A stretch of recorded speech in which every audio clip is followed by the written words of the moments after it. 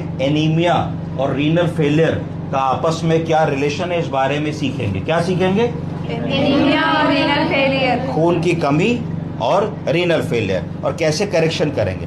इस particular patient में अगर हम देखें तो इनका हीमोग्लोबिन 8 से कम है, लगभग 7 ग्राम है, खून की कमी है, देखने से एनीमिक लग रही हैं, और इनका यूरिया बढ़ा हुआ है, करीब 116 है, और क्रिएटिनिन भी बढ़ा हुआ है, लगभग 4 है। तो अब हमको ये देखना है, और प्लेटलेट काउंट कम है, तो अब हमको ये देखना है कि हम इनका जो करेक्शन करने वाले हैं, ब्लड का करेक्शन, तो होल ब्लड चढ़ाएं कि पीआरबीसी चढ़ाएं। पहले तो आपको ये समझना चाहिए कि होल ब्लड और पीआरबीसी में क्या फ़र्क है। किसी को पता है? होल ब्लड वो खून होता है जो हमारी रक्त कोशिकाओं में दौड़ रहा है। इस ब्लड को जब हम ब्लड डोनेशन के लिए निकालते हैं ब्लड बैंक में, तो अब सेपरेटर के थ्रू इसको 3-4 भागों में बांट सकते हैं। कोई जानता है कौन कौन से पार्ट्स होते हैं? पहला होता है आरबीसी, पीआरबीसी। क्या होता है? PRBC, packed red blood cell. दूसरा होता है क्रायोफैक्टर। क्या होता है? क्रायोफैक्टर। तीसरा होता है प्लेटलेट। चौथा होता है प्लाज्मा।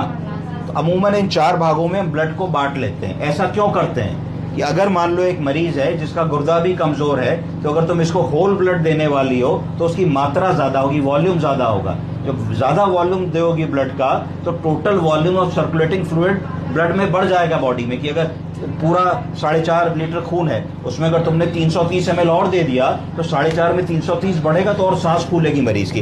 देखो इनमें अभी भी सांस फूल रही है। ये जो मसल है इसको स्टर्नोक्लाइडोमेस्टोइडियस कहते हैं। कौन सी मसल है ये? मेस्टोइडियस। तो देखो एसेसरी मसल इन्वॉल्वमेंट हो रहा है, मरीज खींच के सांस ले रहा है। तो जब तुम इसका वॉल्यूम ओवरलोड करोगे तो तुम लेसिक्स दोगे कि वॉल्यूम ओवरलोड ना हो और यूरिन से जो एक्स्ट्रा फ्लूइड दिया वो निकल आए। पर क्योंकि रीनल फेलियर के मरीज हैं तो इनमें यूरिन आउटपुट हो सकता है ना आए। तो तुम 0.7 से 1.1, क्रिएटिनिन की नॉर्मल रेंज 0.7 से 1.1 और यूरिया की नॉर्मल रेंज अप टू 40।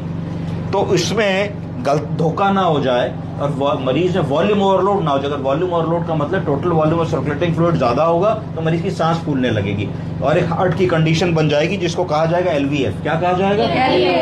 एलवीएफ का फुल फॉर्म क्या होता है? Left ventricular failure. ऐसा ना हो इसके लिए हम पूरा ब्लड ना देके ब्लड का एक कंपोनेंट देने वाले हैं। उस ब्लड के कंपोनेंट को हम कहते हैं पीआरबीसी। क्या कहते हैं?